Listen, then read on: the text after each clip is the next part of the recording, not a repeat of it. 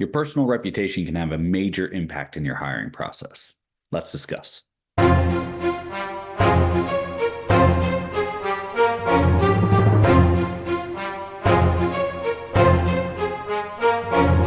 Hey, before we get started, listen, we have gifts down in the description for you. We've updated some things in them, so jump on there. First, the Getting Started workshop is going to walk you through every phase of the hiring process.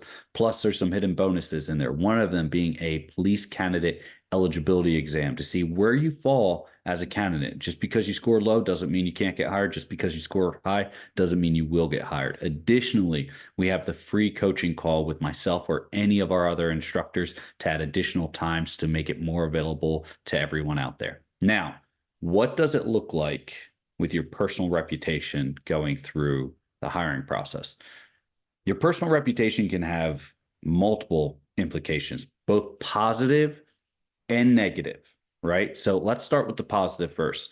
If I were to call your employer, right? Say I'm wrapping it up, even though you told me, hey, please don't contact my employer till the end. If I were to contact your employer and say, hey, this is officer or recruiter or department so and so calling about Frank Magaha. I'm looking to get some more information on him and see, what you think of him as an employee.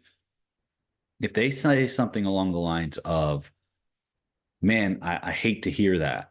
I hate to know that Frank's thinking about leaving. He's a good employee and he's always here on time, always doing what he needs to. That's going to hurt our organization to have him go. That, even though they are saying that it's a negative, right? They're saying they don't want me to leave. That's a positive in that department's mindset and in their site, right? So opposed to the negative connotation that an employer could say where it says, well, I can tell you this about Frank. He doesn't always show up on time. He calls out all the time and he's been reprimanded a few times. That is not going to look so good, right? That's a personal / professional reputation that I don't necessarily want to have. Now, a lot of departments will say, or supervisors will say, hey, unfortunately, I can't comment. That has to go through our HR department. And these are organizations with kind of robust legal teams, and they say, hey, HR will say, we can comment on this. Frank has worked here from these dates to this date, and he's still currently employed, or he's no longer currently employed, or whatever. Now, that's a lot of legal stuff that you'll hear departments saying. That's more neutral, and there's not much that a background investigator or a hiring official can get out of that department. But if you were to get a positive, hey, we love him here, we really don't want to lose him, or then a negative, hey, yeah, he's not our most reliable individual. Either one of them can have a significant impact. But what about other personal aspects? What about other personal characteristics that could have an impact on you? One of these, and I'm going to do a whole separate video on this, are the handles or the names that you use out in the internet, out in the ether, right? Out on social media. If you have unprofessional social media handles, right? Something referring to sexually explicit things or anything referring to improper conduct, Street Racer 1234 or the Ultimate Street Racer. That's not a good ideal name to have. And while you may have had that social media since you were a kid, you're looking at getting into a very public and very professional organization at this point in time. An emphasis on public, because let me be clear about this. I've said this before. I'm going to say it again. You're a public servant. We serve the public. Without the public, there's no law enforcement, right? You can sit here and argue it the other way around. You say, well, without law enforcement, the public would just be a free-for-all. I promise you, it's completely 100% the opposite. Without the public, there's no one to serve, right? It's a free-for-all anyway. So understand that when you say, well, why do they need to know all this about me?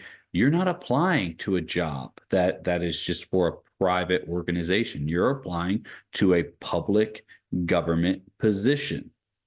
Government position is open to all manners of scrutiny from the public, right? So a department doesn't want to hire you if you have some type of negative personal character trait, such as, the best street racer or never caught street racer 1, 2, 3, 4, 5. as your as your social media or your email. That's another. Your emails tell so much about you. Now, a lot of times you'll see someone's name with their date of birth. Perfectly fine, perfectly professional. And when I say date of birth, I mean the year they were born. But when you get into this, the real OG at gmail.com, the real OG 12345 at gmail.com, not what you want to be using to submit to your department. And what do you do with all that? Because they're going to ask you, hey, list any social media you ever had. Please list all emails you've ever had, whether active or inactive, right? They're going to ask you because it's telling. It's a personal characteristic that we get to use to help determine where you fall as a candidate, your personal characteristic. A lot of time, individuals don't get DQ'd in their background for a single incident. They get disqualified due to their character does not meet the quality that the department is looking for. And so where someone says, oh, I was DQ'd for my speeding ticket this year. No, that's not the case. You were DQ'd because you got a speeding ticket every year or two a year for the last 10 years. And we build that character reference of you by reviewing all that. You really want to take the time to go through all this. And even if you go through, I am not telling you to go in and delete all your social media in preparation for applying or going through the police hiring process. But what I will tell you is you do need to look and see what type of public characteristics you want to portray as a public professional, because that's what you're getting into. You're a public professional, right? You're going to be operating in the public, as I mentioned before. So if you want to go in and say, you know what, this doesn't represent me anymore, the best street racer 1, 2, 3, 4, 5, or the Philly street racer 1, 2, 3 doesn't really represent me, then I think at that point in time, it's best to get rid of it and maybe start a new one. And it's time to reinvent yourself and reinvent yourself into the professional. And if you don't want to do that, really consider, is this the profession I want to get into? Do I really want to be in the public side? Because when you put that uniform on, right, or not even if say you're in investigations, or say you're a special agent, when you put that suit on and you put that badge on your belt or in your neck, or you put those credentials in your back wallet and you're working in the capacity of what you're doing, it's public. 100% public, with the exception of, some undercover work, which, by the way, all that gets released to the public and is open to the public for the majority of it anyway. You need to take into consideration that that's the profession you're looking for. And while some people might say, no, that people don't need to know my whole life. This is a job. You have the wrong mindset. In my personal opinion, and professional opinion, you have the wrong mindset on that. You need the mindset of, hey, I'm applying to a government position where public scrutiny is a requirement, because it keeps the checks and balances of the organization honest and integrity. You should never fear what the public has, or the public's wanting to view your department or you individually, because you should always maintain that level of professionalism. Now, in your personal life, that's completely different. If you want to have another social media for just friends and family, that's fine, right? There's nothing wrong with that. But make that one private, right? Keep that one private and don't post anything about your profession on it. And then have a public one where you can post, professional comments or interact with the public.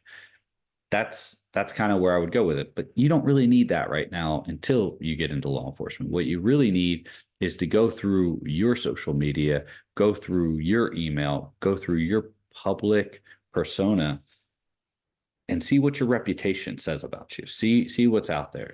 How do your references refer to you, right? How are they going to explain you? That's why picking references is a really important task, right? If you go through and you say, hey, I'm going to go through with what I have, and you get DQ'd for it, or you get not selected, this is one of the few things you can actually control. Once again, not telling you to say, hey, I'm going to go in here and I'm going to delete or deactivate all my social media why I'm going through the hiring process and then reactivate it. No, that is not what I'm saying. Right.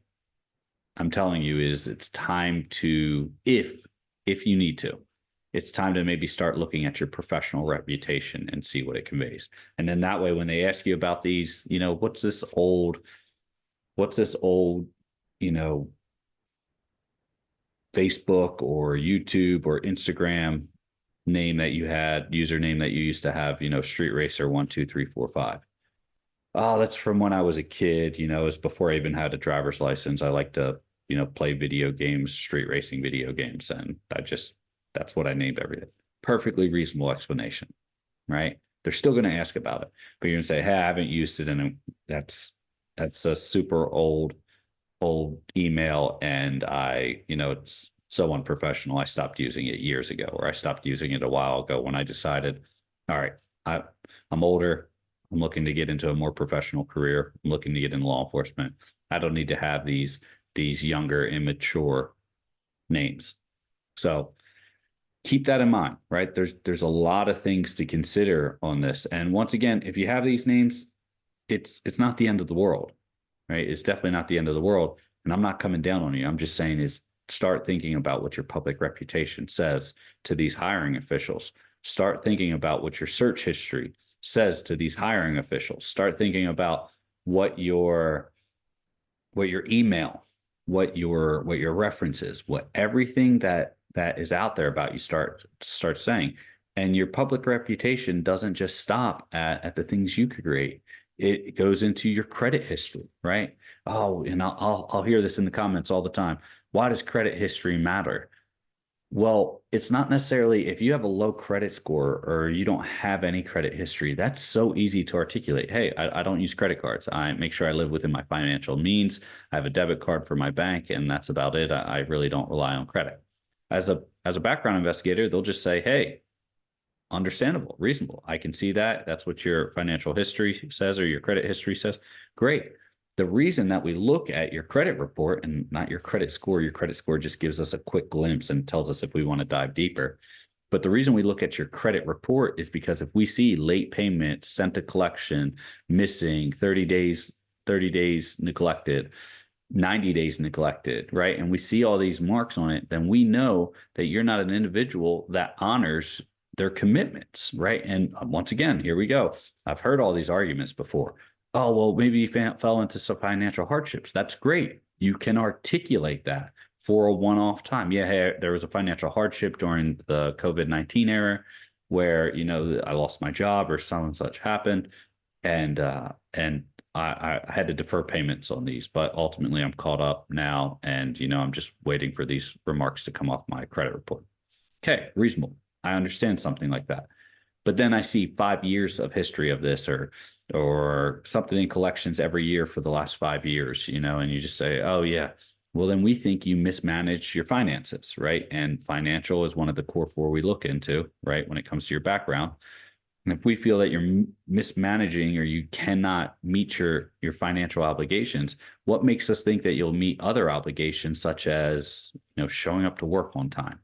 Right? Making sure you train properly with your defensive equipment, your duty firearm, making sure you maintain your mental health, your physical health, and even your financial health so that you can't be bribed or corrupted in any manner, right? Those are all, now that's to the extreme, but those are all things to consider in evaluating a person's financial reputation, which is also a part of your public reputation, right? Because it's reported to these credit bureaus. There's a lot here that goes into this. So my suggestion and my tips moving forward on this one is look at all your usernames, look at all your emails. Maybe it's time to update them. Maybe it's time to look to see what photos are out there of you. Maybe it's time to look to see what is going on in your public image and your public reputation. Start looking at doing a scrub. And it's not to hide anything. That's not the goal here. Right? The goal is to say, hey, it's time for me to present myself in a mature, professional manner. And that's what you need to work on. Listen, those gifts are still in the description. Use them. I highly recommend it. First one being the Getting Started workshop. It's going to walk you through every phase of the hiring process, give you those inside tips. But we have those hidden bonuses in there. The new one being that police eligibility exam. Take it. See where you fall. See if you have some major hurdles that might slow down your hiring process. A lot of times when people reach out to me, a lot of times I can tell them, hey, where are you at with these questions? And I can determine how hard it's going to be for them to get through the hiring process.